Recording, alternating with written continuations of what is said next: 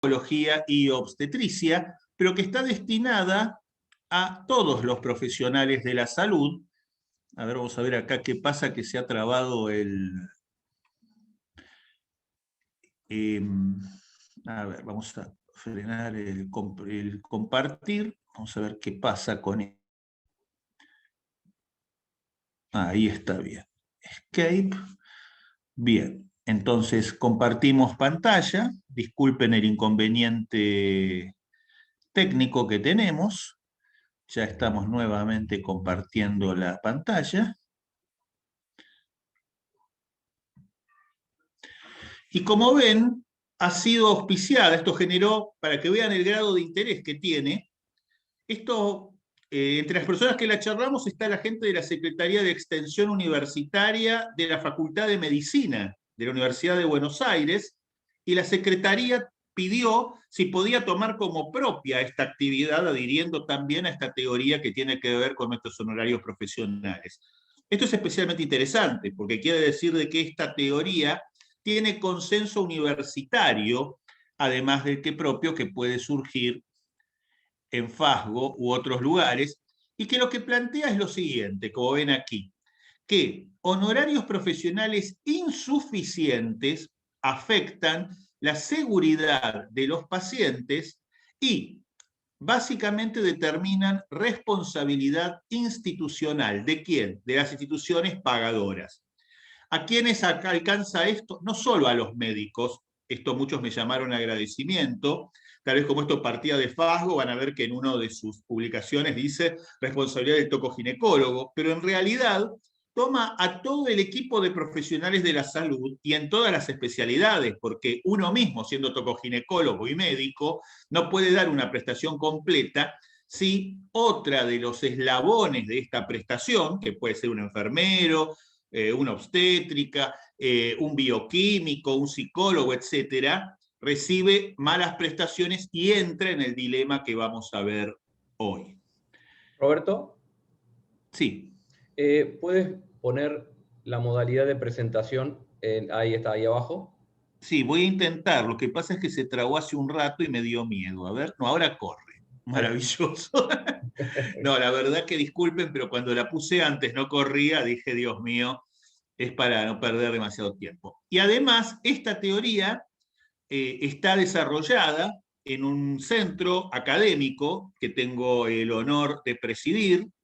Soy director del Centro Interdisciplinario de Medicina del Seguro de la Facultad de Medicina de la Universidad de Buenos Aires, donde tenemos como director asociado el profesor titular de cirugía, el doctor Walter Adrián Desiderio, y como consultor al profesor adjunto, doctor Aníbal Saroto, entre otros profesores que a diario nos enriquecen y que también están sumados a este debate.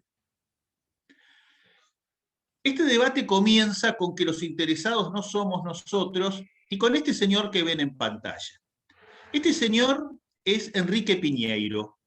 Enrique Piñeiro, muchos de ustedes lo conocerán porque ha sido director de varias películas argentinas de muy buen suceso, pero además él es expiloto de la línea aérea LAPA, y básicamente aquella en la que ocurrió una tragedia, y Enrique Piñeiro filmó la película Whisky Romeo Zulu, que muestra justamente la tragedia del APA, y muestra que realmente era una tragedia evitable, y se dio en aviadores y en un avión lo que estamos viendo nosotros hoy en profesionales de la salud, un hospital o un ambiente de salud. Entonces, como acá dice Enrique Piñeiro, me cansé de avisarles lo que iba a pasar y pasó. Hoy les avisamos nosotros. Vamos a preguntar el por qué y si esto es razonable, les pedimos que tengan especial atención en dónde es vulnerable el sistema de salud para la seguridad de todos nosotros como pacientes. Seguridad de los pacientes proviene de conceptos de aviación. En aviación los conceptos de seguridad son tan desarrollados que para que ocurra en condiciones normales un accidente de aviación, ocurre 1 en 1.000.000 de casos, y menos aún accidentes graves. En condiciones normales, fíjense, porque el factor humano es incontrolable y es mucho mayor el riesgo, en cuidado de salud ocurre entre 1 en 300 y 1 en 700. Entendiendo esto, de que trabajando en condiciones inclusive óptimas, va a haber eventos adversos como profesionales de la salud que no vamos a poder evitar. Pero siempre estamos alerta porque no es lo mismo estar en 700 que estar en 300. Y entonces nos planteamos cuáles son los eventos adversos evitables. Y vamos a explicar aquí por qué es importante las condiciones ambientales de trabajo y la remuneración de los profesionales de la salud como elementos a controlar para evitar que existan errores que lleven a mayor cantidad de eventos adversos. Si ustedes observan, uno diría que la medicina es algo seguro y simplemente por el riesgo que tienen, fíjense que muy seguros son los vuelos de línea, o sea, el avión que veíamos, los trenes europeos y las plantas nucleares. Ustedes dirán, bueno, sí, me acuerdo de Chernobyl, sí, pero Chernobyl es uno y con una serie de errores grotescos donde se violaron las normas. Lo que es regular es, por ejemplo, manejar un auto todos los días, los vuelos charter, la industria química, que tiene sus riesgos, pero fíjense que el riesgo de peligro cuando estamos enfrentando atención médica es equivalente a escalar montañas y levemente inferior a hacer bungee jumping, que es una práctica deportiva de extremo peligro. Con lo cual parece razonable que pongamos todos nuestros recursos para que la seguridad que van a disfrutar nuestros pacientes sea la máxima posible y no aquella que surja de condiciones totalmente libradas al azar. Entonces nos planteamos, esto era en condiciones normales. Ahora, si yo al hospital los elementos faltan, si la estructura edilicia es fea o aún peor, tiene defectos estructurales, y si además los profesionales están cansados, quemados o mal entrenados, este 1 a 300 a 1 a 700 puede dispararse hasta las nubes, de la misma manera que pasó con el ejemplo de la aviación. Todos nosotros somos pacientes de profesionales de la salud en algún momento de nuestras vidas. Nosotros, médicos, enfermeros, obstetras, bioquímicos, etcétera, los jueces también son pacientes. Así que les invitamos especialmente a que tengan en cuenta que tarde o temprano caerán en nuestras manos y nosotros en las manos de otros colegas. Todos deseamos una excelente atención de salud. No creo que nadie de los aquí presentes considere que para sí mismo con una atención más o menos está bien. Y obviamente todos deseamos ser asistidos por profesionales en óptimas condiciones. Y nos preguntamos entonces, ¿estos profesionales que nos asisten tienen las apropiadas remuneraciones y los recursos para asistirnos en condiciones óptimas? Parece dudoso. Todos deseamos un sistema de salud razonablemente seguro. ¿Y puede ser seguro un sistema que es inseguro para sus efectores, donde yo me canso? Aquí hay gente presente que me dice, yo casi pierdo, me da miedo ser médico, porque tengo tantos riesgos que se me van cruzando por distintos factores, que honestamente me estoy replanteando. Y esa persona eligió, en este caso, la tocoginecología, porque era su vocación. Y llega a un punto de su vida en que tiene que decir, mirá, la verdad no sé si la sigo haciendo porque me parece demasiado riesgosa.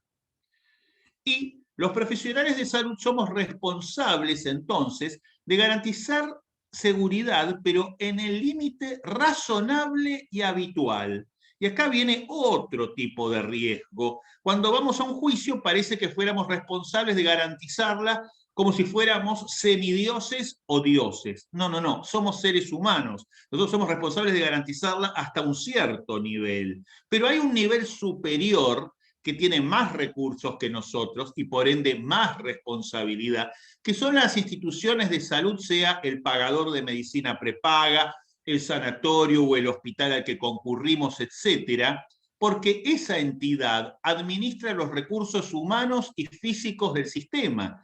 nos administra a nosotros y administra nuestros recursos. Entonces, esa entidad tiene la responsabilidad primaria de garantizar un sistema seguro. Y, como decía Piñeiro, lo garantiza. Me cansé de avisarles lo que iba a pasar y pasó. Veamos lo que pasó en Lapa, que era lo que avisaba Piñeiro. El vuelo 3142 de Lapa atravesó en el aeroparque de la ciudad de Buenos Aires la avenida Costanera, no logró despegar, pasó por delante de la calle y casi termina en el río y se desintegró. Murieron 65 personas, entre ellos los pilotos que lo comandaban. Básicamente, acá hay audios de la caja negra, los últimos momentos, cuando el piloto dice no, no, porque ve que el avión se le va a estrellar. ¿Y qué es lo que se habla de esto? Y eran pilotos que estaban infrarremunerados, infraentrenados, según lo que se me refiere, y además que las naves no tenían el adecuado mantenimiento, al punto que se les indicaba a los aviadores que debían ignorar ciertas alarmas, porque en realidad eran defectos de los instrumentos, pero el avión funcionaba bien. Ahora, si yo despego un avión y todas las veces tengo que ignorar 6 alarmas, ¿qué pasa cuando el día que ocurre, en lugar de 6, suenan 7? Bueno, eso ocurrió ese día, y el piloto pensó que sonaron las mismas 6 de siempre. La séptima era que no iban a abrirse los flaps, y por ende no pudo despegar. Y cuando vio que se la iba a dar contra la calle, la avenida Costanera del Aeroparque, comienza a decir no, no, porque ya sabía que iba a morir. Ahora bien, hay algo que es bastante complicado. Cuando se hace el juicio se observa que los pilotos, cada vez que despegaban, decían una cantidad de verificaciones de determinados instrumentales en forma rutinaria. Había un pequeño problema. Algunos de esos instrumentos no existían en esos aviones. ¿Qué estaban verificando? Está bien, el avión, el piloto es negligente, no importa que esté mal pago, él nunca debiera haber dicho que estaba verificando algo que no existía. Ahora, ustedes si son la empresa aérea y tienen las grabaciones, y todas las mañanas despega un comandante diciendo que verifica cosas que no existen en su avión, que nadie se entera, nadie lo llama. Por eso hablé con un aviador gerente de seguridad para decir, no, discúlpame, yo los estándares que tengo son otros. Tengo visión de ver este tipo de eventos y eventualmente prevenir si tenemos fallas en seguridad. No espero que un avión se me estrelle. Y lamentablemente el avión, al chocar, estrelló, se desintegra en llamas, 65 muertos, y ahí ustedes ven la parte, a la derecha, la parte del final de Aeroparque, y a la izquierda la avenida Costanera. Ahí fue donde impactó el avión, destruido Aeroparque. Y por suerte, no fue demasiado más lejos, porque algún genio había permitido que se construyera una estación de servicio con unos tanques de nafta a unos cuantos metros. Si el avión se hubiera, digamos, desviado un poquitito más, hubiera volado aún más gente, porque obviamente había miles de litros de combustible.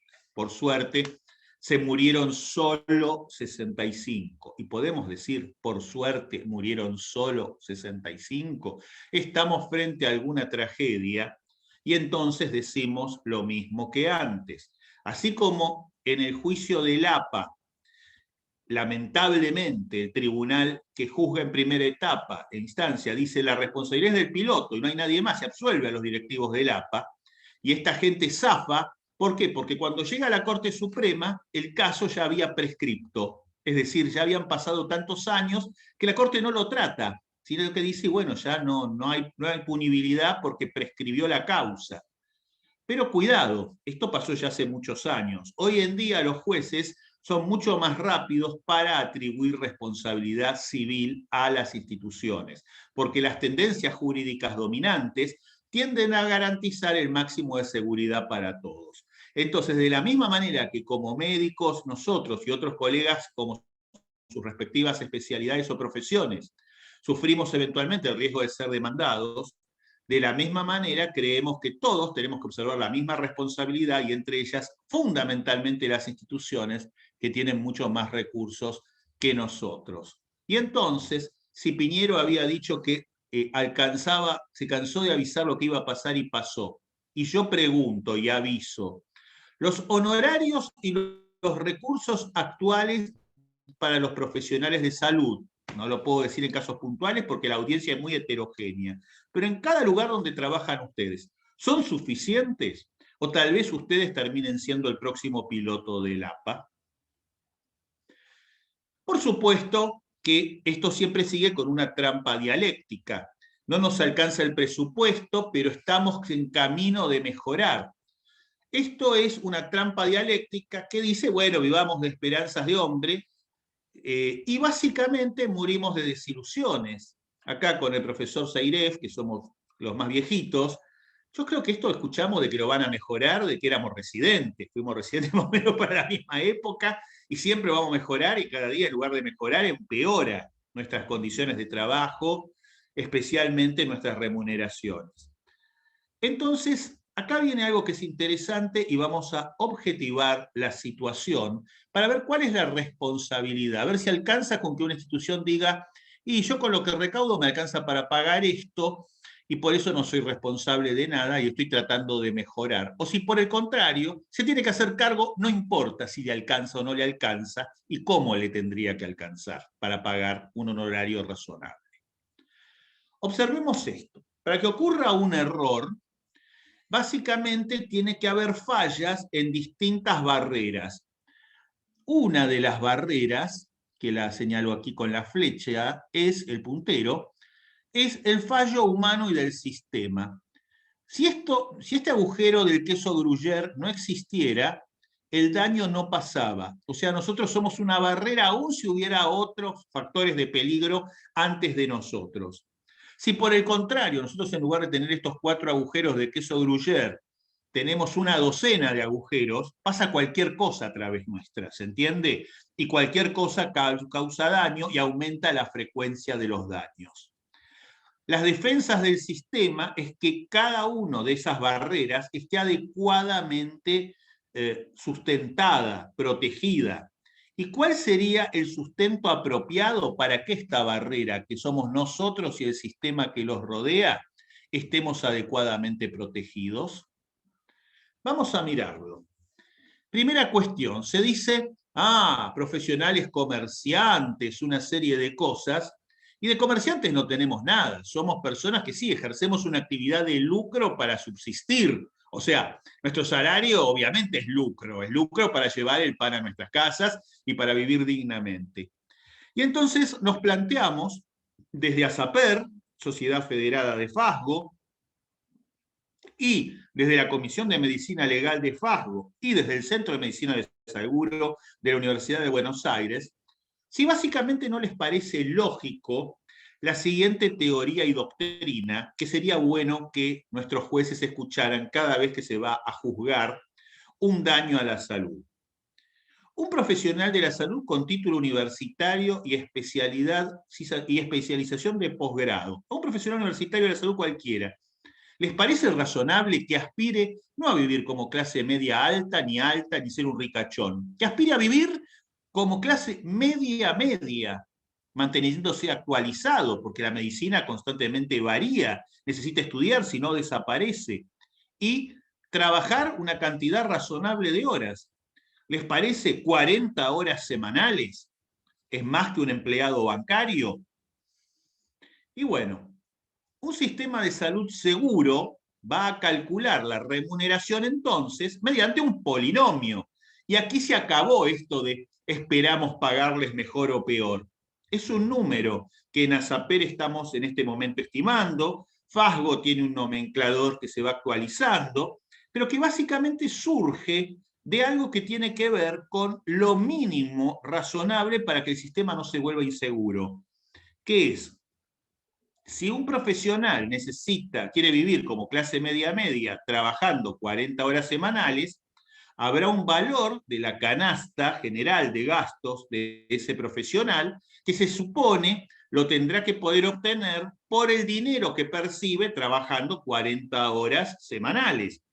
Las prácticas y las distintas cuestiones, porque acá hablamos de prestaciones, se irán homologando a una cantidad de horas que no es solamente el tiempo reloj de la práctica. Porque, por ejemplo, ustedes hacen un parto, una cesárea, o una histerectomía, o una operación ginecológica, y es el control prequirúrgico, es el postquirúrgico, es la responsabilidad del paciente. Entonces también hay un polinomio, donde tal vez su tiempo no esté ocupado a full, pero una parte de ese tiempo lo esté. Eso lleva a una cantidad de tiempo de trabajo efectivo, calculado de la forma más cruel del Fordismo norteamericano, de veamos cómo producimos el máximo posible. No tenemos ningún problema. Pero eso sí, una vez que hacemos ese cálculo, hay un número. Y ese número es un valor que le garantiza al profesional vivir como clase media-media. Si no le damos ese valor, ¿qué va a hacer el profesional? Dos opciones. Una, ¿quiere ser monje franciscano? ¿Hizo un voto de pobreza?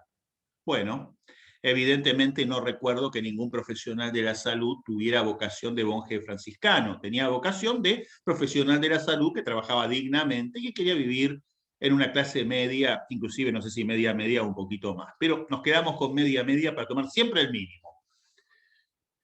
Y bueno, si los honorarios son insuficientes, vemos que en la mayoría de los casos, ya en lugar de 40 trabaja 64 horas, y fíjense cómo las tortas cambian. Esto, ¿cómo se llama? El color borralino, es el tiempo libre que le queda a cada profesional para vivir su vida. El amarillo es el tiempo que usa para dormir. El verde es el que usa para trabajar, tomando una semana de 168 horas, que son 24 por 7.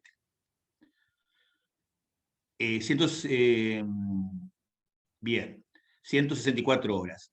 Si por el otro lado vemos que un profesional con esto no le alcanza, ¿qué va a hacer? Va a trabajar más horas.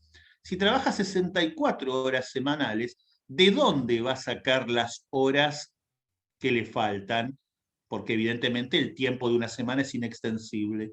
Va a dormir menos, con lo cual va a estar más cansado, y va a tener menos tiempo para su esparcimiento, para su recreación o para su propia vida. Estos son los profesionales que terminan finalmente explotados o quemados. Entonces, si usted paga menos que el honorario de base para esta subsistencia que básicamente indican las instituciones, usted está generando un factor de inseguridad. Está mandando a la guerra soldados raquíticos o enfermos de gripe y mal equipados. Si usted paga correctamente, está respetando la cuestión de la seguridad de sus pacientes. No pedimos que nos paguen por los profesionales, les pedimos que nos paguen para estar en condiciones razonables, para asistir a nuestros pacientes sin tener que trabajar el doble para ganar lo mismo y sobrevivir en lugar de vivir. Un sistema de salud, además, no depende solo de lo que nos paguen. Esto es una parte, pero necesitamos que los recursos que nos den sean apropiados y suficientes, si no estamos frente a un sistema inseguro. Y hacia la calidad de vida no solo de profesionales, sino también de pacientes, que el ambiente en el que trabajamos sea un ambiente acogedor. Uno va a determinados lugares y realmente es desagradable ver el lugar donde hay que trabajar. Es desagradable para el profesional de la salud, es desagradable para el paciente, es desagradable para su familia. ¿Merecemos todos ese nivel de calidad de vida? En ese ambiente, ¿los resultados son iguales que en un ambiente acogedor, lindo y confortable? Y bueno, lamentablemente no. Antes se decía, bueno, sí, si la praxis médica es correcta. No, no, no, es mentira. Está demostrado, lo damos cuando damos la clase de epigenética, el tema de la biología de la creencia y demás, que si ustedes están en un mal ambiente, con situaciones estresantes y demás, básicamente los resultados van a ser peores. Y entonces terminamos los profesionales de la salud quemados. ¿Y alguien quisiera ser asistido por un profesional de la salud en este estado? Y evidentemente no. Por supuesto, se va a parar, va a disimular, nos va a sonreír, aguantará hasta una vez de habernos visto a nosotros tirarse nuevamente sobre la silla de ruedas. Realmente a esto lleva el subpago de los profesionales. Entonces, recordamos lo que hemos dicho. Nosotros somos responsables hasta un límite, pero si nosotros somos vulnerados, simplemente porque se nos obliga a trabajar en condiciones impropias, ya sea de remuneración o de recursos o de ambiente, son las instituciones las que tienen la responsabilidad superior, ya que ellas tienen que manejar y administrar recursos humanos y físicos. Y entonces hablamos de iatrogenia institucional y de responsabilidad de las instituciones. ¿Esto qué quiere decir? Que si a mí me hacen un juicio y la institución a mí me dio el lugar adecuado, los recursos adecuados y me paga razonablemente bien, y el responsable soy yo. ¿Qué responsabilidad tiene la institución? Salvo la objetiva, pero por el hecho de que yo soy un mandatario. Ahora, si la institución me paga mal, me da mal ambiente y me da malos recursos, es un responsable primario. Es más, me indujo a mí a cometer el error. Entonces, por eso las instituciones son responsables de brindar remuneraciones adecuadas, un ambiente y recursos físicos adecuados, y cuando exista el error humano, la responsabilidad institucional va a ser bien distinta. Si brindó la remuneración, ambiente y recursos físicos apropiados, podemos pensar que solo tiene responsabilidad objetiva. Pero si no brindó remuneraciones, ambientes y recursos físicos apropiados, además de tener responsabilidad objetiva, tiene una responsabilidad subjetiva como sujeto, porque es ella, institución, la que generó deliberadamente el riesgo iatrogénico por un sistema mal regulado, profesional mal pago, recurso insuficiente, ambiente inapropiado. Entonces, ustedes dirían, bueno, esto ya lo sabemos, ¿qué nos viene a decir el profesor Kekikian? ¿Qué nos dice Faswa, Saper, etcétera? Y les decimos, hay esperanza, porque esto que pretendemos que pase ya sucedió. Ya sucedió y sucedió en la historia de ASAPER, Sociedad Federada de la Federación Argentina de Sociedades, FASBO. En el año 1996, Dios mío, cómo pasan los años, estábamos con el profesor Miguel Margúlies en el Congreso Mundial de Perinatología en San Francisco. Yo fui a escuchar a mi ídolo, que era Jack Remington. Jack Remington es el autor del test de Remington para la detección de inmunofluorescencia en toxoplasmosis, IgG e IgM, y Remington daba una charla muy amarga. Yo inclusive tengo que rescatar, en algún lado tengo guardado, pues lo filmé, en esos viejos cassettes de VHS, donde él decía que el sistema norteamericano se negaba a que las embarazadas fueran controladas por la toxoplasmosis. ¿Y por qué se negaba? Y Remington se quejaba. Porque habían sacado la cuenta de que era más barato pagarle a cada recién nacido con un daño por toxoplasma una indemnización y no pagar ningún estudio de prevención que pagar los estudios de prevención y que hubiera menos chicos que nacieran con toxoplasmosis. Pese a que eso, supuestamente si esto fuera una verdad inalterable, hoy en Estados Unidos no se haría test de toxoplasmosis, sino cualquiera que visite Estados Unidos va a ver que hoy sí se hace test de toxoplasmosis. Lo que resolvió el problema del bueno de Jack, se lo voy a contar al final, tomando un ejemplo de nosotros, para ver cómo esto puede funcionar en el aquí y el ahora. Veamos para eso algo que lamentablemente es muy marcado en nuestro sistema. Contratar al profesional más barato por debajo del piso remunerativo de seguridad. Supongamos que sistemas comerciales, ya sean medicinas prepagas, sanatorios, etcétera, tienen un dilema. Tienen que contratar una práctica a la que llamaremos XJ. Esa práctica más o menos calculan que va a haber 100 de estas en sus pacientes, y el valor que nosotros le decimos que es el mínimo seguro para que dé ese polinomio de las 40 horas semanales con una vida digna, es 100 pesos, por decir cifras arbitrarias y fácil. La institución A contrata 100 prestaciones a 100 pesos, dice, bueno, pago lo menos posible, pero pago el límite seguro.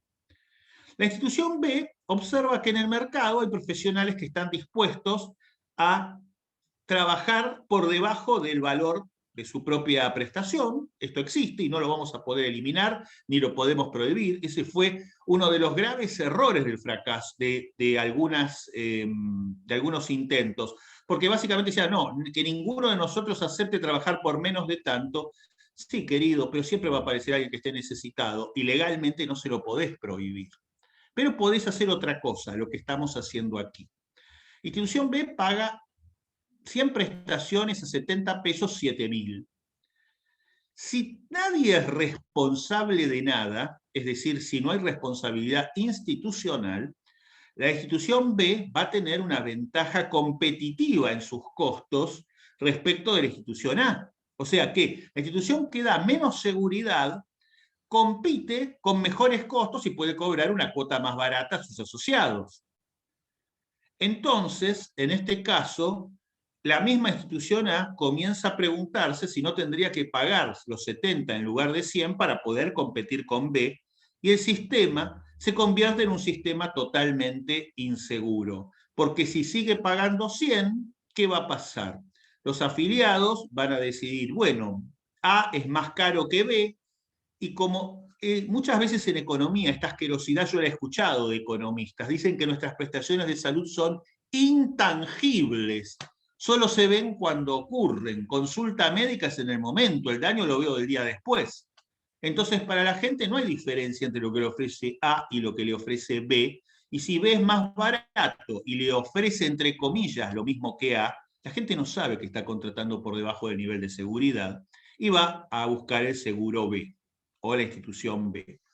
Ahora bien, supongamos que tomada esta teoría y reclamada por abogados, ya sea actores o por defensores de profesionales en instancia judicial, se pide que básicamente se informe cuánto se pagó por una práctica cuando ocurre un daño en la misma. Va a haber dos posibilidades: que se informe, porque está bancarizado el pago, que se pagó lo suficiente o más, o que se haya pagado menos. Si se paga menos, si la justicia recepta esta teoría que planteamos profesores titulares y presidentes de asociaciones, estamos hablando de que es la firma de personas que en ley hay jurisprudencia que generan los jueces, y hay doctrina que la generamos los académicos expertos en el problema para asesorar a los jueces. Entonces le decimos, su señoría, mire, esta institución pagó menos y generó ese riesgo, y por eso tiene más casos. Hubo 2 daños en el grupo de B y un daño en el grupo de A. Entonces, ¿qué hace el juez? El juez en el grupo de A dice, bueno, el daño se equivocó el médico, pero este médico estaba bien atendido, en buen ambiente y demás, listo. O sea, la responsabilidad que pagará será lo sumo la objetiva, que es una responsabilidad institucional de la cual uno no puede salir por el solo hecho de existir, pero no una responsabilidad agravada. En el caso de la institución B, el juez pensará si realmente el culpable es el profesional de la salud, médico, enfermero, lo que fuera, o si hay un culpable aún mayor a este, aún cuando el profesional de la salud tenga alguna culpa, y entonces va a proceder a generar condenas en dinero contra las instituciones. Y aquí nuestros economistas, los genios que inventaron la manera de explotarnos, van a sacar de nuevo las cuentas y van a decir, a ver, A pagó 100 prácticas, 10.000 pesos. Yo me comí 2 condenas de 10.000. Entonces me salieron las 100 prácticas, 7.000 más 10.000 más 10.000. Esto implica 27.000. Esto implica que mientras que A pagó por la práctica 100, yo finalmente por la práctica pagué 270. ¿Qué voy a hacer entonces? Como economista cruel y en un libre mercado capitalista al extremo. Y decir, mira, flaco, pagá, porque es menos peligroso pagar 100 que ser condenado y para terminar pagando 270 hacia nuestra rentabilidad. Y entonces vean, este gráfico muestra claramente cómo se invierte cuando se logra que la justicia recepte esto y se sancione a quien pague honorarios por debajo de los establecidos como seguros, no como deseables. Ojo esto, los deseables son otra cosa. Estamos diciendo lo mínimo imprescindible para que no entre en un sistema de inseguridad. Aquí a la izquierda ven en el sistema irresponsable como B, que está en amarillo, gasta mucho menos que A. Pero en el sistema responsable, A gasta lo mismo. Y fíjense a dónde se fueron los costos de B. ¿Le conviene a B seguir siendo irresponsable o explotar a los profesionales y dar malas condiciones? ¿O le conviene ir al esquema de A? Y entonces, si B va al esquema de A, va a haber muchas menos fallas en este esquema del queso Gruyère, va a haber menos daño a los pacientes, los profesionales vamos a tener mejor calidad de vida y los pacientes van a tener mejor atención. Va a aumentar algo que es la calidad profesional, la seguridad del sistema y se benefician los pacientes. Pensemos un poco. Si ustedes y yo tenemos que gerenciar una empresa de medicina de salud, de medicina asistencial, y nuestra competencia pagaba 70 y nosotros 100, y nadie condena a nadie, y va a llegar un momento en que pagamos 70 nosotros o quebramos. Pero si la justicia nos garantiza de que al que paga 70 cuando le ocurre un mal resultado por lo inseguro que es pagar 70, condena y va a llevar los costos de nuestra competencia a 270 o pongámosle a 140, no importa, y nada, nosotros pagamos 100 y esperamos. Al poco tiempo nuestro competidor va a haber quebrado y va a tener costos muy superiores a los nuestros. Entonces ahora sabemos que si este sistema se acepta, va a haber un exceso de profesionales de la salud, tomemos como ejemplo médicos, que están dispuestos a trabajar por 100. Y bueno, y si tenemos que pagar 100, ¿cómo competimos? Antes competíamos explotando al profesional de la salud, pero ahora tenemos un valor de base que pagan todos. Y entonces, ¿cómo competimos? Y me da lo mismo a mí contratar a un profesional de la salud experto, sumamente entrenado, de muy buenos medios, que a Chirolita, un profesional que antes aceptaba trabajar por 70 y que no tiene ni la mitad de la preparación. No, yo voy a competir mostrando que con 100, los profesionales que yo les pago 100 son los mejores. Entonces eso va a aumentar la calidad del sistema. Y los profesionales de la salud en el mercado vamos a competir por ser mejores profesionales, porque eso nos va a permitir el acceso a una buena remuneración. No vamos a competir por quién acepta el horario más bajo para resistir y quitarle el trabajo al vecino porque yo lo necesito, porque ese terminará condenado. ¿Y esto es un tema que nos beneficia a nosotros? Seguramente sí. ¿Pero a quiénes beneficia además? A los pacientes sin duda. ¿Quién no quiere ser atendido por el mejor médico y no por el peor? Y los señores jueces que van a hacer estos fallos, ¿pueden pensar que ellos desearían un sistema con médicos de 70 pesos o quieren un sistema con médicos de 100 pesos? Y eso va a llevar a esto. Tener en cuenta de que cuando el daño y el sistema es inadecuado, la institución debe pagar su responsabilidad en un juicio. Y esto va a generar otras cosas, otros beneficios. Si nosotros trabajamos en mejores condiciones y con mejor remuneración, nuestra siniestralidad como profesionales de la salud va a ser menor. Por ende, el costo de nuestro seguro va a ser menor. Es un sistema virtuoso. Y una institución que administra bien va a lograr también un menor costo de seguros. Y alguien de responsabilidad profesional, de responsabilidad institucional. Y alguien diría, ¿por qué? Y bueno, primero, porque respetan el nomenclador FASGO, por ejemplo, porque en este momento con la profesora Elizalde Cremonte tenemos en estudio en ASAPER, con la comisión directiva, los indicadores de ASAPER que ustedes van a conocer y se van a publicar, digamos, en forma periódica, que va a ser la hora de trabajo, un parto, una cesárea, la asistencia a un recién nacido, una asistencia psicológica, algunas cuestiones básicas, no pensamos hacer un nomenclador entero en un principio, sino 4 o 5 variables de referencia que ASAPER las va a publicar con fecha y hora, actualizándolas obviamente, porque vivimos en Argentina en un país de constante inflación, y eventualmente alguien también puede plantear extrapolar, si se trata de otras prácticas, homologarlas o interpolar a alguna de ellas para calcular si el resto de las remuneraciones de quienes estamos en medicina perinatal o en tocoginecología son razonables o no, son seguras o no. Entonces, esto es lo que va a tener que las instituciones asumir. Y ustedes dirán, bueno, pero hablemos acá de algunas excusas hipócritas. Una Y nosotros no podemos pagar eso porque si no aumentarían los costos de los sistemas de medicina prepaga. Yo les puedo garantizar que ningún gerente de medicina prepaga, y me ofrezco a debatir públicamente con quien lo desee, jamás fue a protestar, a hacer un piquete en la puerta de un prestador que vende placas radiográficas, equipos de resonancia o medicamentos, sino que simplemente ajustó los costos, porque sabe que es imposible. Sin embargo, la variable de ajuste siempre fuimos los profesionales, porque claro, si se puede contratar por menos, listo, los vamos ajustando cada vez más y que sea lo que Dios quiera hasta donde aguanten, o se mueran o se vayan. En este sistema, si a mí me reprimen porque yo generé inseguridad y ya no puedo ajustar por la vía del profesional, y dirán al juez, pero yo no tengo dinero. Y le diré, bueno, lamentablemente usted primero que sí tiene dinero, y segundo, que como alguna vez escuché a jueces, yo además de ser médico soy abogado, le dije a un juez alguna vez, mire, si la indemnización por mala praxis es muy alta, un sanatorio puede quebrar. Usted tendría que tener presente eso, señor juez. Y el juez me dice, no, a mí no me interesa.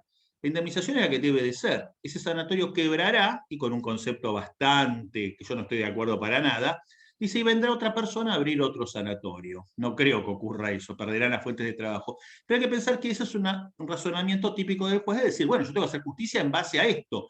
El honorario mínimo seguro es como medir esto, es como medir el punto de ebullición de agua o el punto de congelación de agua. Es 0 grados o es 100 grados centígrados a determinada presión. No es algo que dependa, nosotros queremos marcarles este número porque queremos sernos ricos. No, será un estudio debidamente fundado y los jueces podrán pedir al Comité de Medicina Legal y Bioética de FASGO o a la Asociación Argentina de Perinatología, bueno, mándenos la matriz por la cual usted calcula que esta práctica debía valer esto en tal fecha, y nosotros se la mandamos. Habrá una comisión al respecto que constantemente esté monitoreando. Después le decimos, y tienen que pagar esto. No, usted pague lo que quiera, pero si usted paga de menos y va a un juicio, hágase responsable, porque evidentemente los abogados van a reclamar porque usted hizo inseguro el sistema. Y por último, algo que se nos pidió respecto de telemedicina, hablábamos en las instituciones. La telemedicina obviamente ha tenido usos virtuosos. Aquí en pantalla pueden ver el sistema telemédico del cual su impulsor ha sido el profesor Silvio Tatti, un gran amigo, que creo que está entre el público y a quien saludo, que con gran esfuerzo logró recursos para que el Hospital de Clínicas tuviera un sistema, digamos, adecuado, ¿no es cierto?, para dar telemedicina en cuanto a educación y en cuanto a consultas. Y que ahora la cátedra de obstetricia a mi cargo en el Hospital de Clínicas José de San Martín también está utilizando. Pero esto es muy bueno cuando hablamos básicamente de educación, y también puede ser muy bueno cuando consultamos entre profesionales. Pero aquí, para no aburrirlos demasiado, queremos marcar 2 riesgos en los cuales en FASGO tenemos ya consenso con la mayoría de las sociedades que han participado de reuniones en un principio, es decir, a las cuales hemos podido consultar. Muchas de ellas elevaron opiniones de sus asociados, y queremos decir algunas cosas que sostiene el Comité de Medicina Legal de FASGO. Primera cuestión, aparece gente que dice, les pago menos la teleconsulta que la consulta presencial, y a veces mucho menos. Nosotros lo que decimos es, señor, usted debiera pagar lo mismo o prácticamente lo mismo. ¿Por qué? Si la responsabilidad mía haciendo una teleconsulta es menor que haciendo una consulta, y nadie me puede reprochar esto, si yo no soy responsable, perfecto, págueme menos.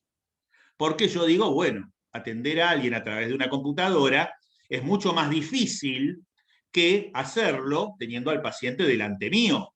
Esto se entiende. Si yo soy responsable de nada, yo lo atiendo como puedo y sale lo que sale. Si yo soy responsable de garantizar la misma calidad o la máxima calidad posible que en la consulta presencial, y voy a tener que dar explicaciones por esto, el esfuerzo que voy a tener que hacer en la teleconsulta es muy superior al que tengo que hacer en una consulta presencial.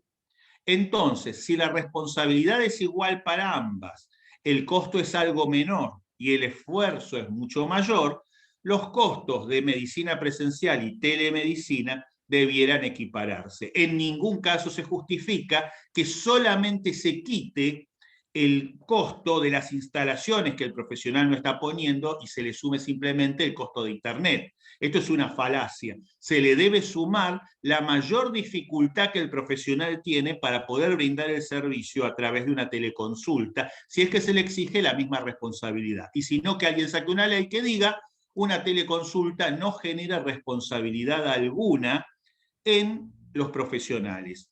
Y cuidado con esto, porque en este momento tenemos empresas de salud que están ofreciendo teleconsultas que realmente nosotros repudiamos, que tienen que ver con teleconsultas con profesionales no matriculados en el lugar donde el paciente que hace la consulta reside.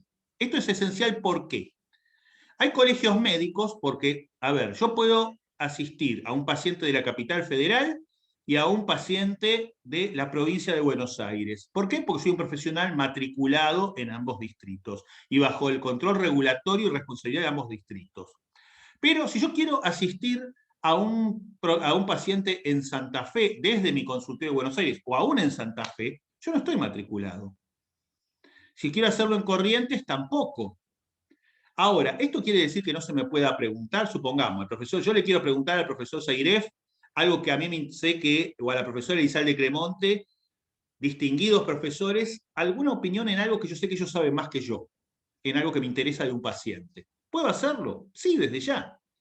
Pero si mi paciente está en Buenos Aires, yo estoy en Buenos Aires, e interviene Seiref o Elizalde Cremonte, él puede intervenir, pero a través mío. Es decir, él me informa a mí y yo soy el matriculado que responde ante el paciente en mi distrito. Y de esa manera yo asumo de validar lo que me dice Seiref o Elizalde Cremonte. Supongamos que Seiref me consulta a mí en Santa Fe, volvemos a lo mismo. Yo en Santa Fe no estoy habilitado. El que responde en Santa Fe es Seiref y el que asumirá la responsabilidad por analizar lo que yo diga, decirle al paciente, sí señora, esto es aplicable y yo, profesor Samuel Seiref, lo recomiendo, es el profesor Samuel Seiref, profesor matriculado en la provincia de Santa Fe. Entonces, cuidado con esto, porque ahora para bajar costos se están usando a médicos mal remunerados, de dudosísima capacitación, y algunos de ellos que a duras penas han superado una conválida sin mayor especialización, es decir, cuidado con esto, que se contestan consultas de especialistas, personas que no tienen la más mínima capacitación en la especialidad, y estas cuestiones también hacen a la responsabilidad institucional. Brinde telemedicina de la mejor manera posible, pero manteniendo estos controles.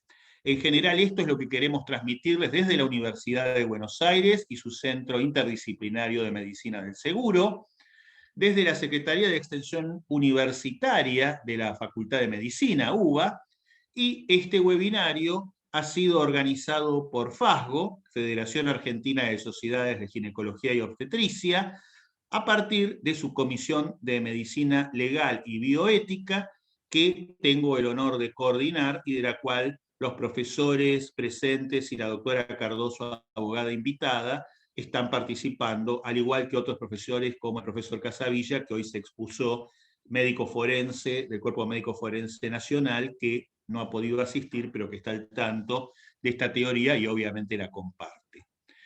Los invitamos a todos a que en el canal de YouTube, Cátedra de Obstetricia Argentina, ustedes pueden suscribirse al mismo, puedan encontrar materiales respecto a esto, y además tienen ahí el contacto asaperweb@gmail.com o rkekli@gmail.com, que es mi mail, o simplemente me buscan en internet y me escriben. Con todo gusto, nosotros y los profesores que integran el grupo del Comité de Medicina Legal y Bioética de FASGO, estamos todos a vuestra disposición. A todos les agradezco el haberme escuchado y estamos a disposición para contestar las preguntas. A ver si podemos acá. Bien, bien. Excelente. Bueno, muchas gracias, Roberto. La verdad que muy clarito. tocaste un montón de temas que yo creo que son digamos, las perlitas que uno debiera analizar. Siempre digo que me da la impresión de que está todo escrito y todos hemos participado, pero el problema ahora, lo mismo que en certificación de profesionales, que vos lo dijiste a lo último, de qué forma empezamos a trabajar. Obvio. Dania, ¿vos querías hacer una pregunta o acotar algo? ¿O puedo, para no... Dania, parece que se congeló. Bueno, sigo 2 minutos hasta que Dania se reconecte. A ver, creo que hay muchas cosas y muchos conflictos a resolver. Empezaría por lo último, es decir, el diagnóstico creo que la mayoría los tenemos claros y la gente también. El problema es cómo empezamos o cuál sería la puntita como para empezar a trabajar y de qué forma lo vamos organizando, porque creo que esto, mirando que lo tenemos a Álvaro, la primera pregunta sería, habría que hacer una planificación estratégica para orientarnos y decir, bueno, empiezo por esto, porque hay muchos lugares por donde abordar todo esto. Fíjate, vos mencionaste recién lo de la certificación, y yo te preguntaría desde lejos, ¿y por qué si yo estoy certificado y soy profesor de Harvard, por algo que se generó hace muchos años, como es la matriculación en los colegios médicos, por qué tengo que hacerlo a través de Juan o Pedro? Y de la misma manera que, fíjate vos qué paradójico, estas mismas instituciones alguna vez, esto que vos tocaste, que es los honorarios éticos, los llamados honorarios éticos, que sería el precio por debajo del cual nadie debiera trabajar. A ver, Milo, ahí te interrumpo porque justamente ahí tuye. Vos dijiste, ya, yo soy certificado por Harvard hace no sé cuántos años, ¿y por qué entonces yo tendría que recertificar? Y yo le contestaría, porque el decano de Harvard, Sidney Barwell, que fue decano en un determinado momento, dijo, en la especialidad de medicina, en la escuela de medicina de Harvard, dice, en 2 años el conocimiento médico, la mitad del conocimiento médico que usted sabe habrá cambiado hacia otra cosa y se habrá duplicado. O sea que hoy lo que usted sabe, la mitad dentro de 2 años seguramente va a ser obsoleto. Pero hay un segundo problema.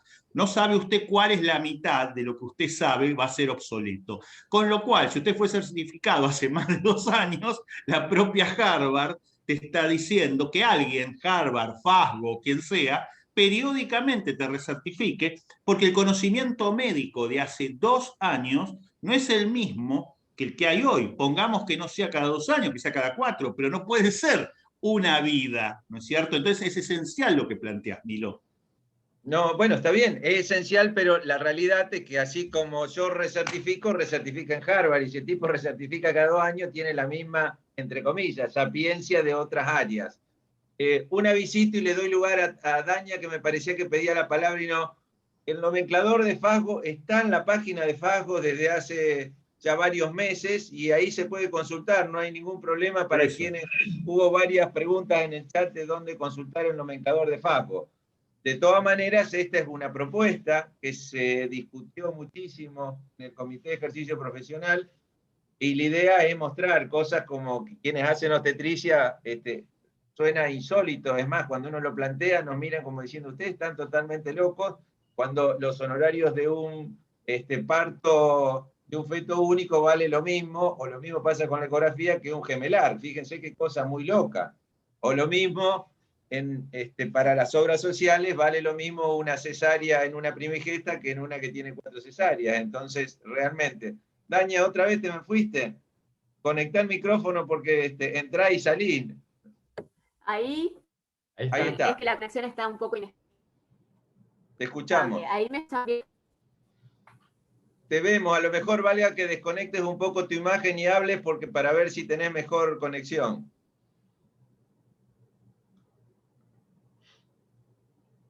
Otra vez se colgó. No sé qué, Álvaro, ¿querías hablar o Alejandra? Dale, Alejandra, yo tengo una pregunta para Roberto, pero adelante, Alejandra.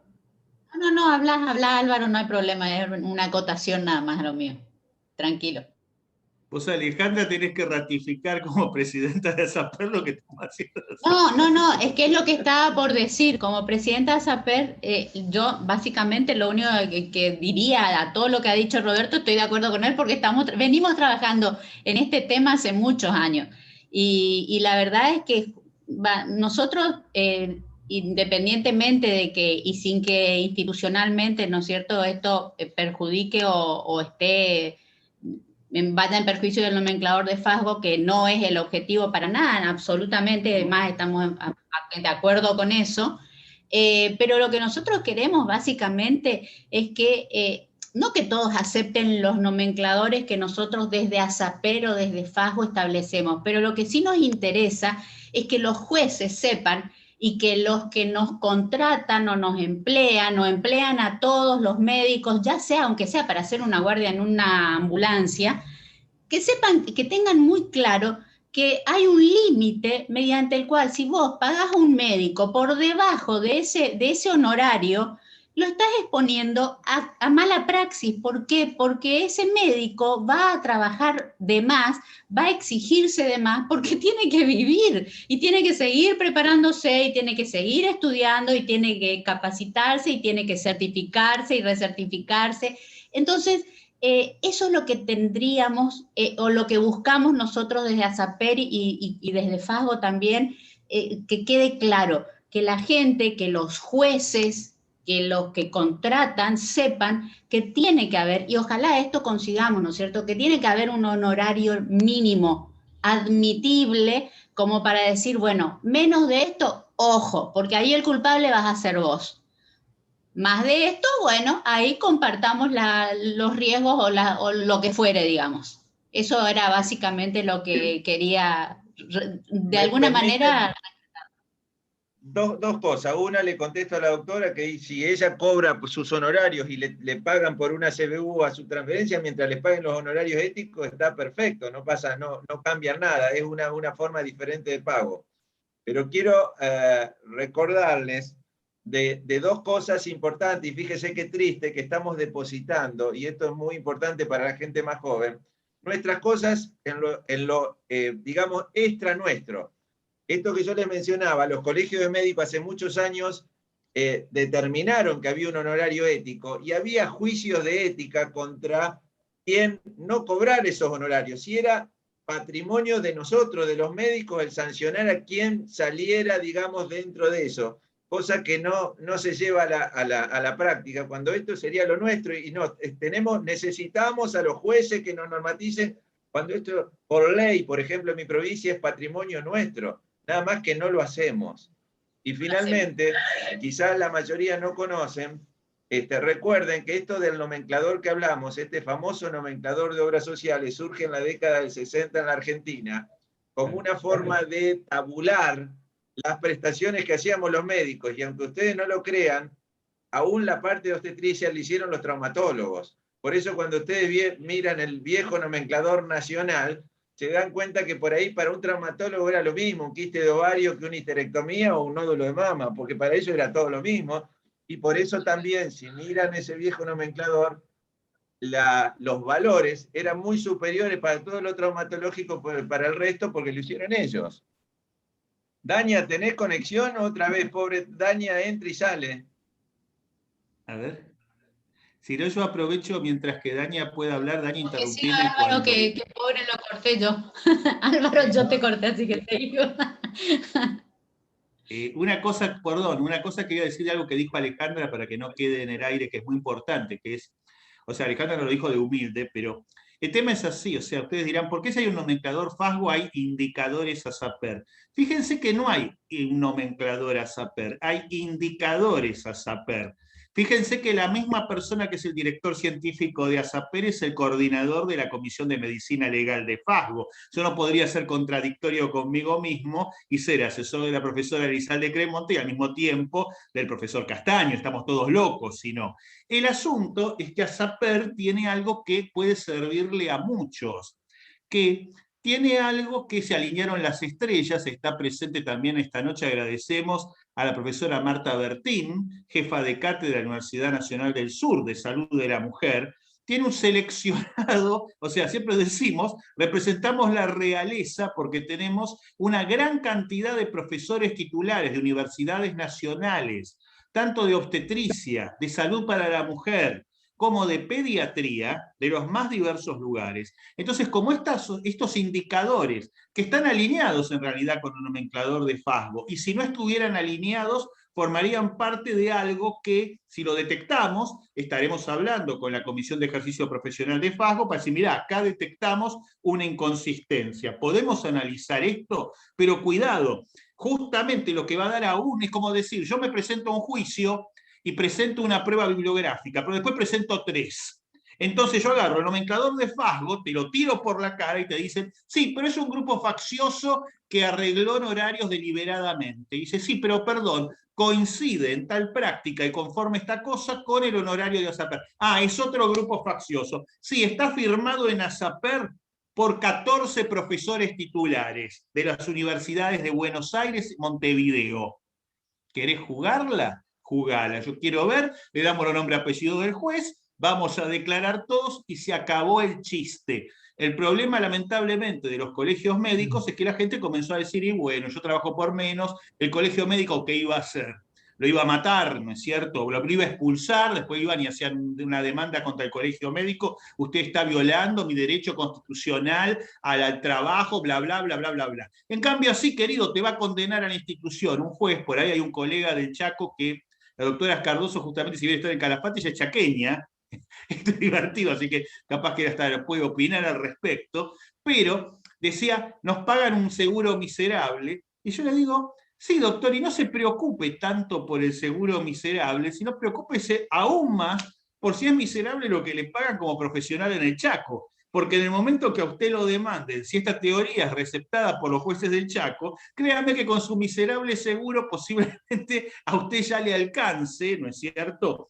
Y a las instituciones, por el contrario, deberán responder, ¿no es cierto?, por este tipo de cuestiones. Hay que tener mucho cuidado porque ahí hay otras chicanas, como que es más fácil demandar a un particular que al Estado, ¿no es cierto? Ahí usted está en una trampa, pero contra todas estas cosas, por eso nosotros trabajamos de alguna manera, no solo en FASGO, sino en ASAPER, que es una sociedad federada en FASGO, para colaborar con FASGO, porque como tenemos más, o sea, estamos en una reunión de comisión directiva casi constante nosotros, tenemos una especie de interacción y Alejandra ha sido una muy buena actual presidenta, generó una dinámica realmente interesante. Y bueno, eso nos permite producir, que la gente nos haga planteos y nosotros el otro día decimos, che, mira, nos dijeron esto, ¿y con esto qué hacemos? Y bueno, se habla. Y nosotros inclusive a veces pensamos una cosa hoy y tal vez pasado mañana pensemos otra, pero no se hagan problema. Nuestra opinión hoy es esta, y si pasado mañana cambiamos de opinión, les explicaremos el por qué y qué es lo que llevó. Somos muy democráticos y abiertos. No sé si está Dani en el micrófono y si no, Álvaro, que querías hablar, pero simplemente, Sí, bueno, agradecer a Alejandra por esto. ¿me escuchan? ¿Ahora me pueden escuchar bien? Sí, perfecto. Adelante. Sí. Bueno, más que nada en el carácter de abogada particular que participo acá en Unión, quería preguntarle, siguiendo los conceptos que usted expuso, Roberto, yo como abogada particular, siendo abogada ya sea del médico o del paciente, de cualquiera de las dos partes, ¿de dónde tomo yo o a quién elevo la informativa para que me diga si está bien o mal pago? ¿Se entiende lo que quiero preguntar? Sí. Perfecto. Bueno, yo voy a hacer aquí, por si hay abogados presentes, y además lo que queremos es instruir a los abogados, por eso, o sea, tenemos abogados participando también para ver la realidad de ellos y para que se vaya generando eso, cosa que después el problema lo tengan quienes nos explotan. Básicamente lo que yo le diría a un abogado es, primera cuestión, plantee usted, ya sea en su demanda para pedir la mala praxis por un paciente, o en la defensa de un médico, si usted lo defiende, si es que la remuneración es insuficiente o usted desconoce la remuneración, que como cuestión previa usted necesita conocer cuál es la remuneración que ese profesional recibió con esa práctica y cuál es el valor de seguridad que la Federación Argentina de Sociedades de Ginecología o el indicador ASAPER, ¿no es cierto?, prevé para la misma, para saber si, en el caso de que usted sea un cliente que demanda a un médico, ese cliente demande principalmente, vemos que acá justamente en su propio territorio de nacimiento, doctora, el seguro es insuficiente, obviamente usted como letrada va a querer a alguien que responda con mucha más plata que el pobre médico que vaya a rematarle la casa. Ahora, si básicamente se muestra que el que le pagó al médico, ¿no es cierto?, le ha pagado en forma insegura, obviamente, eso lo dejo que lo diga usted, pero supongo que preferirá ir especialmente contra aquel que tiene mayor capacidad económica, a quien le puede cobrar. Y en el caso de un médico, también, porque usted está defendiendo en este caso la praxis del profesional. Y suponiendo de que su profesional fuera absolutamente culpable y no tenga forma de sacarlo, usted va a tener dos líneas de defensa. Me inventaron una mala praxis y esto no existe. Ahora, ¿qué pasa cuando a veces me dicen a mí, Roberto, con esto que hago? Y yo les pregunto, ¿cuál es tu creencia religiosa? Y me dicen, ¿y para qué es necesario saber esto, Roberto? Para indicarte a quién encomendarte, ¿viste? Porque salvo rezar, no creo que te quede otra cosa. Cuando alguna praxis es tan claramente mala, ¿no es cierto?, que no hay quien pudiera defenderlo de ninguna manera. Sin embargo, aún en ese caso, el abogado tendría una defensa que casi podría llegar a exculparlo en un porcentaje muy grande, si vemos que ese profesional estaba mal pago y en malas condiciones. Porque como lo que vamos a indemnizar es el daño, el juez seguramente condenará en algo al médico, pero seguramente, eso tal vez nos lo confirmará usted, doctora, según su propia experiencia como abogada litigante, si usted es jueza y tiene por un lado un pobre infeliz en condiciones que trabaja subhumanas y cometió un error, y por otro lado el explotador que tiene todo el sistema, yo quisiera saber si ya ahora, no como usted como abogada, si usted es la jueza Cardoso, va a condenar por igual a ambas partes, va a condenar mucho al médico y poco a la institución, o mucho a la institución y poquito al médico. Señores jueces, permítanme la pregunta. Está todo bárbaro y en el condenar y el dinero. Está fantástico, listo. Y de hecho, cuando hacen un juicio desde el punto de vista civil, lo que se busca es el resarcimiento económico, y bueno, y eso suena muy lógico económico. Pero penalmente el juez dice, señor, sí, está todo bárbaro, le pagaron mal, pero usted no tendría que haber volado el avión, usted sabía que no lo tenía que haber volado. Correcto. Marche preso y se queda sin matrícula, y si te sacan la matrícula 10 años, 5 que te la saquen ya no son más médicos, porque volver cuesta muchísimo. ¿Qué pasa con eso? No, y bueno, eso no lo podés evitar, Milo. O sea, acá lo que vos tenés que tener en cuenta son dos cosas. Una, defender, si lamentablemente hiciste una mala praxis correcta y te sacan la matrícula, la respuesta es, lo lamentamos mucho, pero no tenemos mucha vuelta porque el sistema está previsto así. Es como si vos con un auto manejás en forma imprudente y te comes ahora esta nueva teoría. O sea, después será discutible si realmente te pueden o no sacar la matrícula, y lo que haremos es apelar.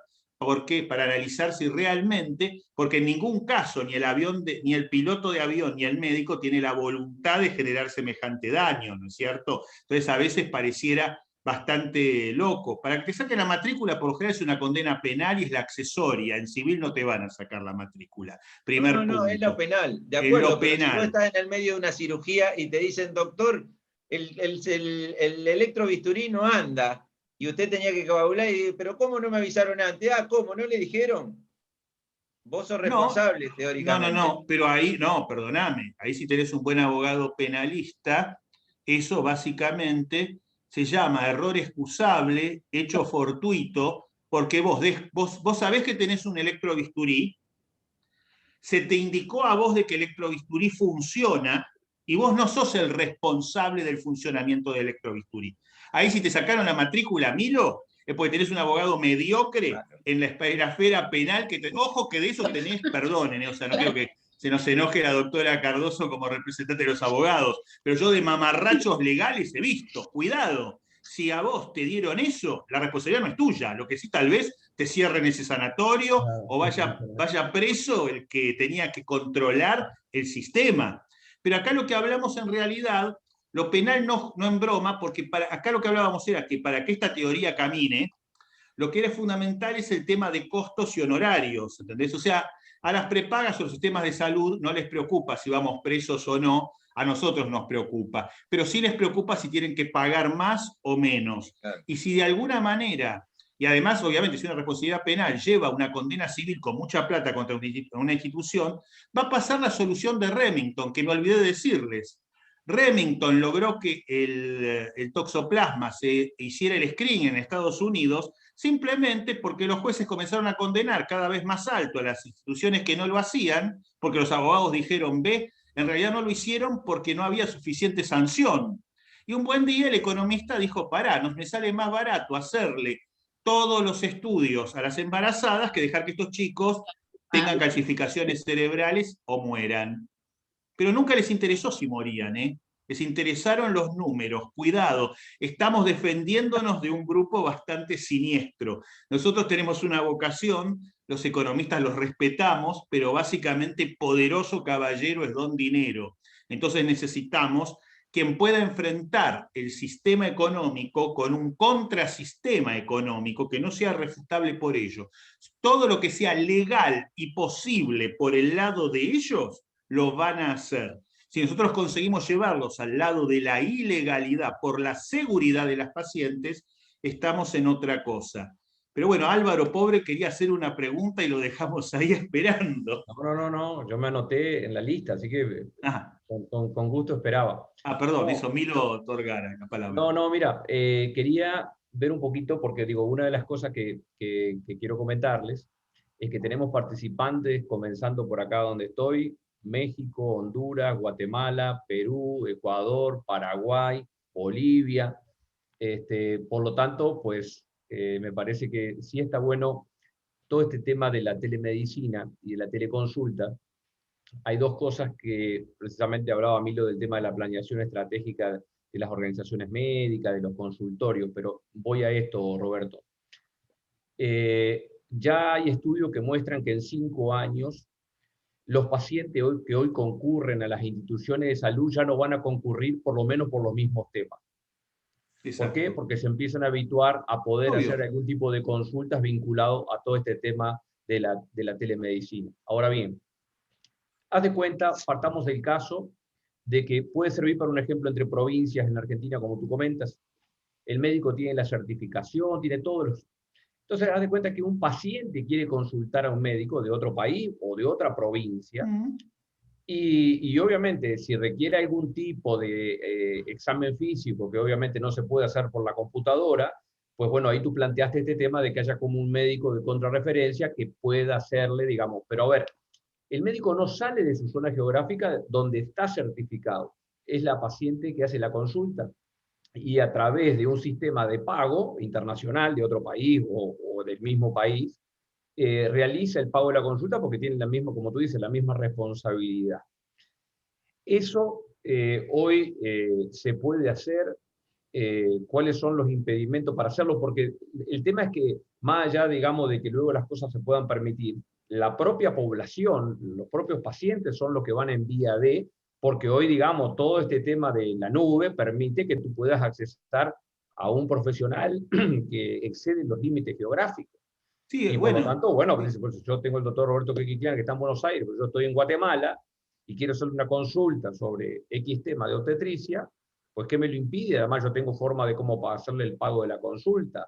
¿Me explico? Yo lo que te diría, Álvaro, es lo siguiente. O sea, el planteo es un tema de seguridad jurídica de nuestros respectivos pacientes y por otro lado de respeto entre colegas, ¿no es cierto? Con lo cual, básicamente yo estoy en Guatemala, por ejemplo, a mí me quieren hacer una consulta en Guatemala, yo pediría que algún colega guatemalteco tome contacto conmigo, él constata mi título y yo constato el de él, cosa de que sepamos los dos de que no estamos involucrados en algún tipo de maniobra ilícita y él está contratando a un pastor chanta argentino o yo a un pastor chanta guatemalteco, por decir algo.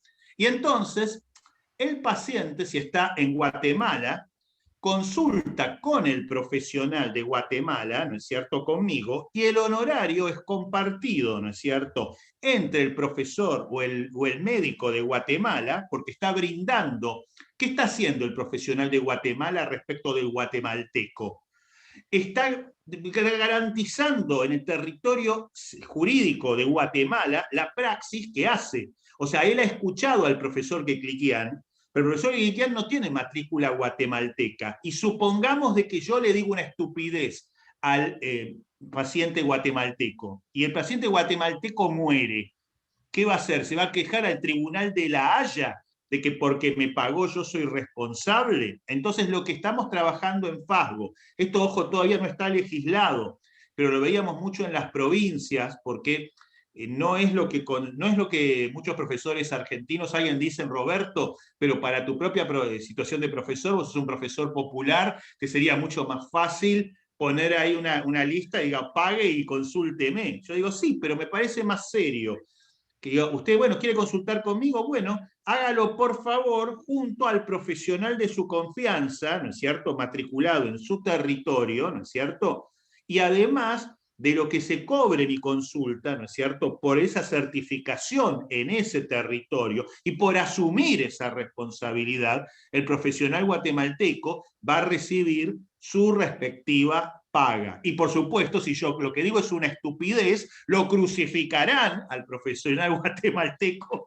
en Guatemala, porque él es el responsable civil matriculado ante el paciente. O sea, realmente sí, esto es real. O sea, uno de los servicios que yo mismo ofrezco, y de la misma manera considero se puede consultar otros temas, que por ejemplo es experto Álvaro Ramús, acá hay varios expertos de las más diversas cosas, pero lo que digo justamente es eso, tenemos que ir hacia un modelo donde nos respetemos entre colegas, donde además no teman en decir, profesor, yo quisiera consultar con usted mis pacientes, yo puedo habilitar mi consultorio, ¿no es cierto?, en México, en Panamá y lo que sea, diciendo, mi interconsultor es el profesor Roberto Quecliquian, y en determinado momento, acordado en pantalla, ¿no es cierto?, vemos su caso, y previamente me lo consulta el profesional, ¿no es cierto?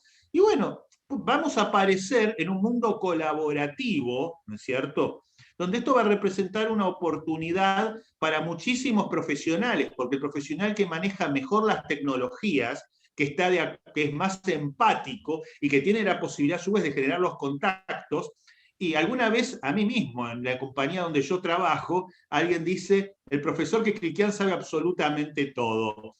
Y yo dije, ¿de dónde sacaron semejante estupidez? ¿Cómo alguien podría saber absolutamente todo en el siglo XXI? Y el gerente, el CEO, me contestó, y porque vos, Roberto, sabés a quién preguntarle, entonces siempre vas a saber todo. Entonces, ¿quién vale más? Permitime pasar dos avisos. Uno, contestar al doctor Matar, que está esperando, y estoy de acuerdo, el doctor Matar es el encargado de los contactos de FASGO y de las sociedades, sí. Y él decía, lógicamente, que una de las formas, cuando yo planteaba dónde comenzar, él decía de profesionalizar la gestión.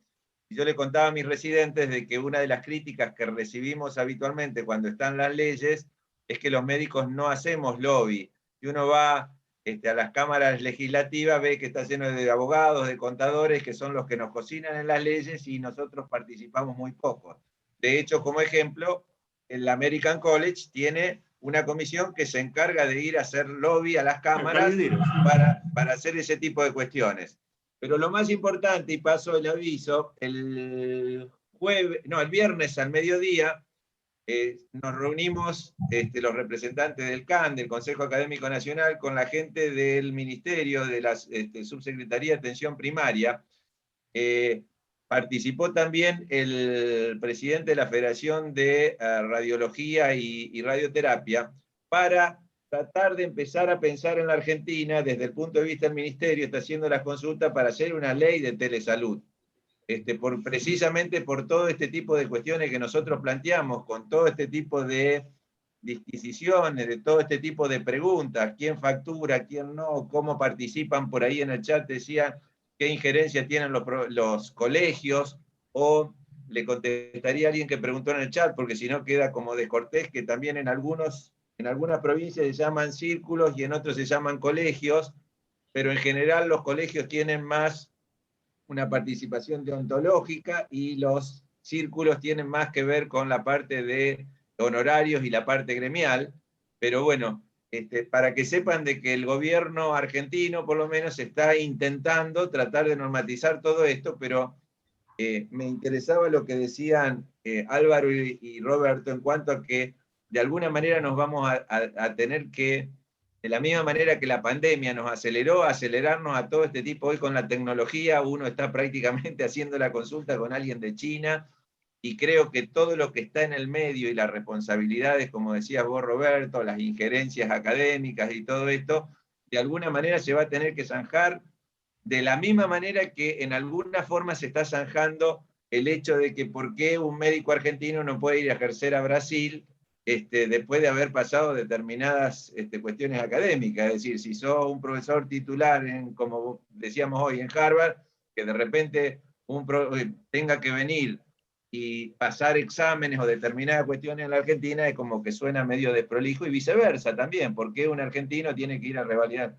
en tanto y cuanto cuente con lo mismo un médico, que tenga las condiciones certificadas de haber pasado lo que tiene que pasar para revalidar. Es médico aquí, o deberá ser médico aquí en la China, conforme avanza todo esto de la tecnología. De alguna manera va a haber que garantizarlo, no hay otra forma. Estamos ya con 1 hora y media, no sé quién más quiere acotar. Daña, Javier, Alejandra. Estoy mirando acá en el chat, dice, tratándose de falta de insumos, falta de infraestructura, mal funcionamiento de equipo, es posible una excelente defensa porque se apoya en historia clínica. Hablando de honorarios médicos es más complicado porque el juez al momento de dictar una sentencia analiza la responsabilidad del médico, pero el que como abogado señaláramos que el médico no ha cobrado sus honorarios o cobro por debajo de. Es un poco lo que planteábamos hoy, respecto a que cómo me defiendo por no haber cobrado honorarios y haber actuado mal.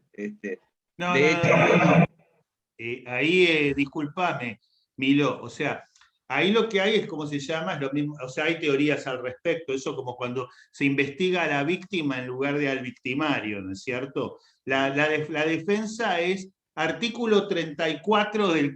¿Quiere la defensa? Muy bien, yo se la doy. Artículo 34 del Código Penal. No es exigible un daño, ¿no es cierto?, que, ¿cómo se llama?, haya sido causado, ¿no es cierto?, por alguien, ¿no es cierto?, que prestó un servicio para evitar un daño mayor. Entonces, ese profesional fue contratado, ¿no es cierto?, en este caso, porque alguien tenía que prestar la atención. Esa mala atención podría serle reprochado el bajo honorario, pero cuidado, entraríamos en una colisión de derechos humanos, porque ese profesional aceptó ese bajo honorario para preservar sus derechos alimentarios, que son igualmente constitucionales por un lado, y para preservar que en esa institución, ¿no es cierto?, hubiera esa prestación a ese nivel, ¿no es cierto? O sea, que no existiera absolutamente nada. Es muy difícil que un juez pueda condenar por eso. Esas son chicanas. Lo invito a cualquier hijo de puta que quiera vender esto de que el médico es culpable por ser explotado. No, exacto, el PI, no obviamente quien lo dijo, que es otra víctima más del sistema, pues tanto nos acostumbramos a que nos peguen, ¿no es cierto?, que llega un momento que nos parece lógico, pero la realidad es que el médico explotado o el profesional de la salud explotado no lo es de nadie. Así que no, para nada, quédense tranquilos que no los pueden cuestionar por eso.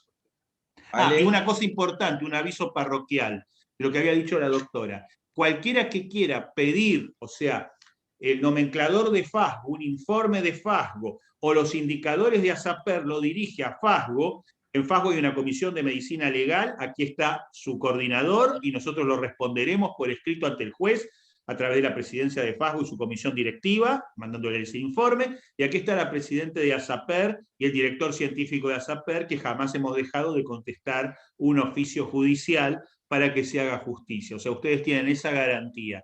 Y respecto a cuánto se pagó, simplemente el abogado ofrece la prueba en el momento que se libre oficio al banco y a la institución pagadora que tecleen, de la misma manera que el juicio laboral, cuando se ve si hubo pagos en negros o no, se obliga a que se digan quién y cuándo pagó y cómo. Y hay un análisis que inmediatamente lo prueba. Eso es muy fácil de probar. Yo quería, si me permitís, Milo, ¿puedo? ¿Cómo no? Pues, Debe. Gracias. La doctora Ana Caro plantea que el acto médico incluye el contacto con el paciente y que jamás se debe perder la relación médico-paciente. Yo estoy de acuerdo con ella y de hecho una de las cosas que discutimos permanentemente en ASAPER, en el CAN, en FASGO y en muchas otras asociaciones, en ALEC, donde yo soy la Asociación Latinoamericana de Endocrinología Ginecológica, donde hay muchos profesores y de toda Latinoamérica y siempre discutimos. La virtualidad llegó para quedarse y la virtualidad se metió en la consulta médica y ya es una realidad. Lo que obviamente que el acto médico incluye el contacto con el paciente y ahí viene que hay que enlazar, como dice Roberto, si uno está haciendo o está contestando una consulta de otra ciudad o de otra región o de otro país, indefectiblemente uno está contestando una consulta, pero no puede darle un diagnóstico a esa paciente o a lo sumo lo máximo que puede hacer es sugerirle algún estudio que pudiera hacerse y derivarla a la paciente al médico de su región, de su ciudad o de su país, que considere, que tenga confianza. Hoy en día todos tenemos amigos, colegas y que conocemos y que sabemos y con los cuales incluso muchas veces estamos trabajando que podrían hacerse cargo de esa persona, de ese paciente que nos está interconsultando. Esto es una realidad y la verdad es que es algo que tenemos que asumir y que como bien dice Milo también, ojalá algún día los que trabajamos en Argentina podamos ejercer en otro lado sin ningún problema y sin tener que estar demostrando sobre todo por ahí cuando recién comenzamos, no hay problema, pero ya los que tenemos unos añitos en esto, ya es como que decir, no, a ver, me voy a ir a, qué sé yo, no sé, a trabajar 6 meses a Australia, o me quiero ir a vivir, no sé, a Guatemala, y tendría que volver a rendir, a presentar, a certificar, a hacer un montón de cosas, y la verdad es que uno dice, no. A esta altura del campeonato yo particularmente no lo haría. Pero sí me parece que está bueno eso de que podamos interconsultar y que podamos de alguna manera asumir cierta responsabilidad con un paciente, pero no le vamos a decir al paciente el diagnóstico. El paciente tendrá que ser remitido por nosotros responsablemente a un colega que sí le dé algún tipo de diagnóstico más certero, que le concluya los estudios que tal vez nosotros sí podemos sugerir. Esto es una realidad y lo tenemos que asumir así, me parece a mí. Una acotación, piensen que yo tengo cerca gente con diagnóstico por imagen, que hace diagnóstico por imágenes y prácticamente más de una vez el técnico hace el estudio y el que informa mira las placas, y algo parecido está ocurriendo en dermatología. Esto que planteaba la doctora, le mandan la foto y sin duda que, a ver, creo que como siempre en medicina, el problema no es blanco y negro, son los grises que hay intermedio y hasta dónde uno llega con cada uno de esos. Hay cosas que evidentemente uno no la podrá hacer por telemedicina y hay otras que posiblemente las pueda hacer. Bueno, todo ese tipo de cuestiones están por normatizarse, pero bueno, yo vuelvo a insistir, creo que el COVID vino para empujar todo esto muy rápido. Fíjense, ya hoy el contacto nuestro, si bien extrañamos muchísimo el contacto humano, por ahora seguimos haciendo todo esto, y piénsenlo como charlamos permanentemente con Álvaro, el futuro de los congresos. Si yo tengo que traer un individuo, pagar su viaje, ese individuo, estoy pensando en un amigo de España que vino 4 días a la Argentina, se pasó más en viaje que lo que tuvo en la Argentina, cuando ese individuo por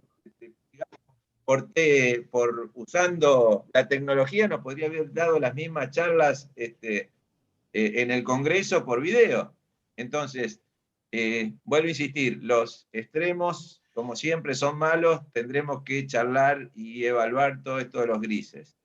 Yo no sé si ustedes quieren decir algo, pero si no, creo que dada la hora, y con el fin de no abrumar, y bueno, y quedar, como decía otro de mis maestros, el profe Chacón, en general en esto uno no aprende demasiado, pero se lleva las inquietudes y las cosas como para seguir pensando y trabajando todos los días y tratar de seguir de a poquito creciendo en todo este tema. Así que bueno, si no hay otra cosa que decir, muchas gracias a todos. Fíjense que a diferencia de otros webinarios multitudinarios, en esto la gran mayoría se quedó hasta el final, así que creo que esto es importante. Buenas noches a todos y bueno, muchas gracias y que bueno, seguiremos discutiendo los temas y charlando. Gracias a todos y buenas noches. Gracias. Adiós a Chao. todos. Chao, Álvaro, gracias. Gracias a todos.